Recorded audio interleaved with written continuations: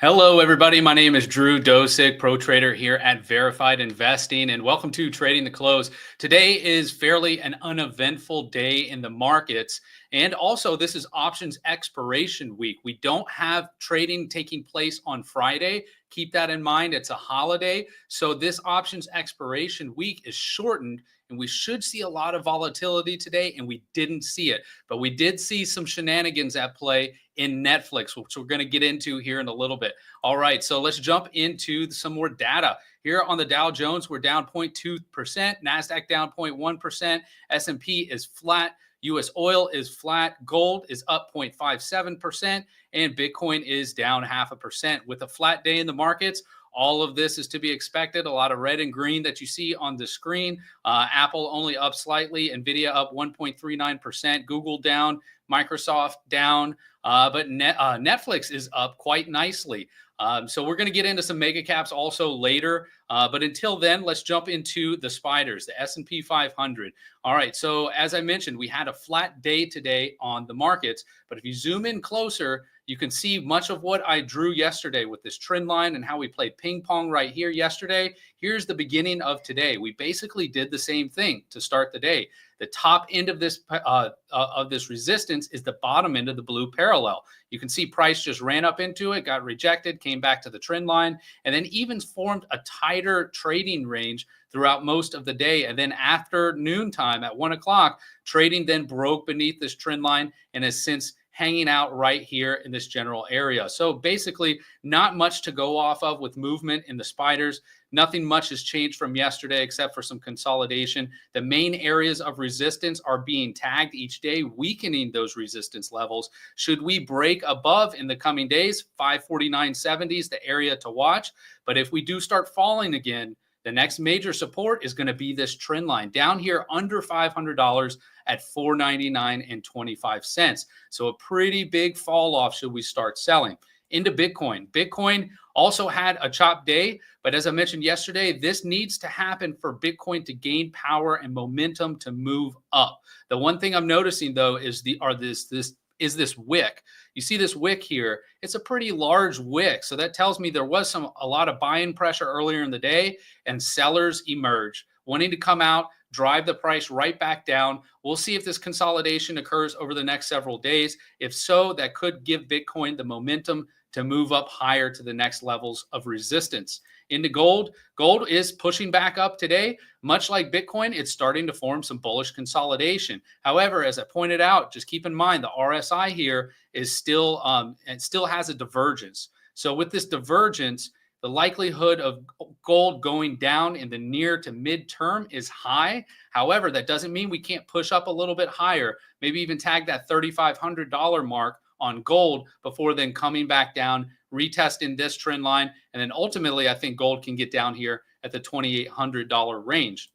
Into silver, silver is also putting in some consolidation, still immature. We're going to need about 4 more days of this consolidation for then price to break higher if that's the direction it will go. First stop, 32.87, followed by this upward resistance trend line at $34.86. Into the dollar. The dollar, as I mentioned the other day, has broken through a key support trend line, but it has not yet confirmed, and it still has not yet confirmed today. Price action is hanging out down here underneath this trend line, but it did have a nice push today. So what that's telling me is that the more we form trading patterns right here down underneath this trend line, the likelihood this will turn into a bear flag, which will mean price could go lower. So watch this trend line. That is the line on the sand for the US dollar. It is at $100.79. Okay, now into oil. Oil is still forming bearish consolidation on the chart. This one green candle presents some promise for it to potentially move higher, but it needs to break this trend line before that happens. This trend line is at $63.23. That could occur, but then the very next resistance will be right here at $65.84. Not much of a jump there. Natural gas is also hanging out much where it closed yesterday. But notice here, it did price action moved beneath this inclining trend line. If I scroll back on the chart, you can see this trend line has now been hit 4 times. So with this being the 4th collective time of being tested, that has weakened this area. Should we have price action similar today as we could have tomorrow? The likelihood is we could break this area, then test this $3.13 resistant area. But main thing is watch the close of the day today and watch to see if we confirm in the following days.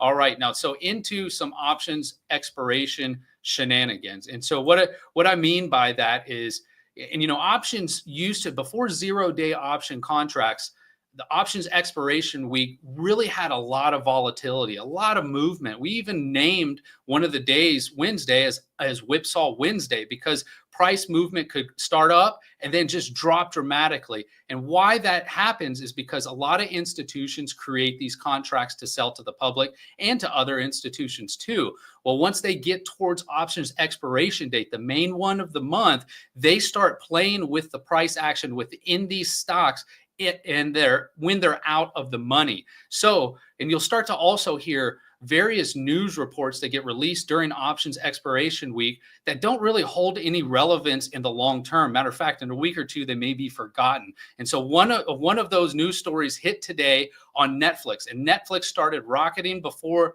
the market opened and continued moving higher off of this news. And this news wasn't really dramatic. Basically, it was an internal memo that was released saying that a month ago, they had a strategic meeting with target goals to double revenue by the year 2030.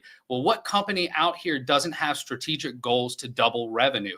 Every company has these sorts of meetings. Why release that information now? Why release that information on options expiration week? It's because they likely had a whole bunch of puts that were purchased, and then down here, those puts were in the money, and they needed to rip price up so that all those puts expire worthless at the end of the week. It's going to be interesting to follow price action on Netflix later this week to see where price closes and to see if those institutions will capitalize and take all those premiums away from those other investors. Now, I did have a day trade on this stock today, and I did not come out a winner.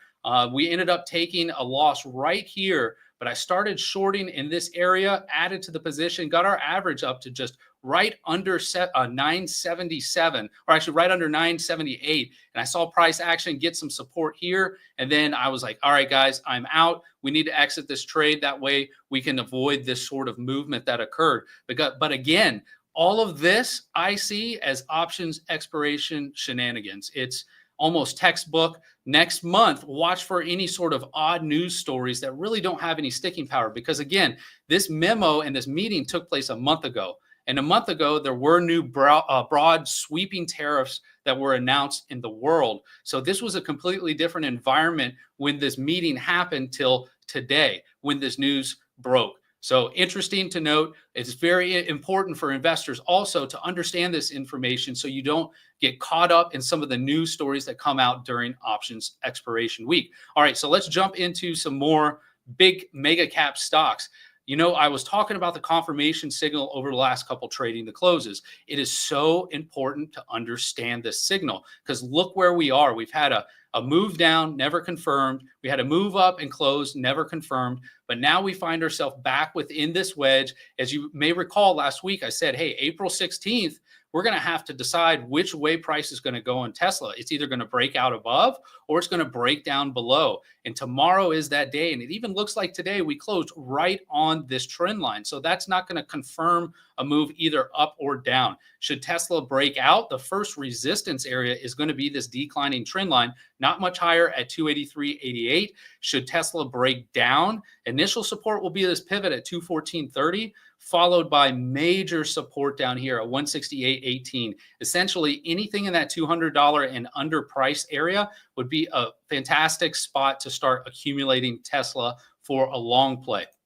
Into AVGO, Very similar situation, how price broke up into this parallel, but all these 4 trading days did not confirm above this candle. So that tells me that this area can be broken. It's a little bit weaker in this area. I mean, the inclining bottom portion of this parallel channel. So watch price action over the next coming days to see if, one, we either confirm above. If we do, then we're going to this declining trend line, which currently is right around $200. $198 where my cursor's at right now.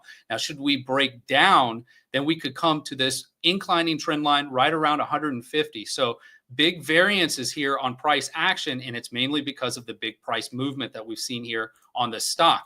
Into Amazon, another stock that didn't confirm above this trend line. We had a mammoth move up, but notice how, again, the power of trend lines has held price down underneath this point for the last 4 trading days. So is this consolidation? Maybe, but it's not proper bullish consolidation. You would want to see bullish consolidation up here above this trend line for a potential breakout. So this is kind of in a no man's land, no touch zone for me for any sort of trade, but it's important to highlight the fact that it didn't confirm and price action is still staying down here in that range. Into Microsoft. Now, Microsoft also had this huge green candle busting price action back into this declining parallel. But with the trading days that transpired, no confirmation. So that tells me a lot. That tells me that investors are here.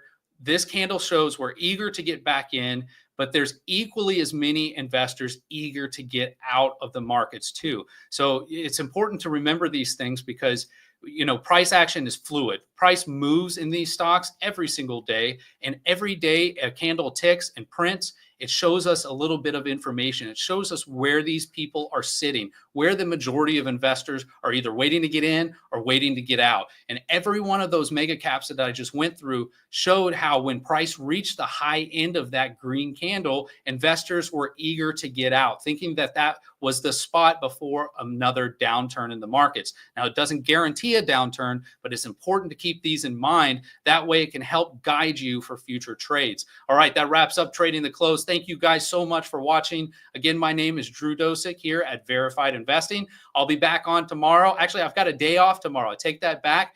Gareth will be here as a special host of Trading the Close tomorrow. And then I'll be back on Thursday to bring you guys some more conclusions and information for trading over the next course of the week. Till then, you guys have a great rest of the day, and I'll see you Thursday. All right, thanks again. Bye-bye.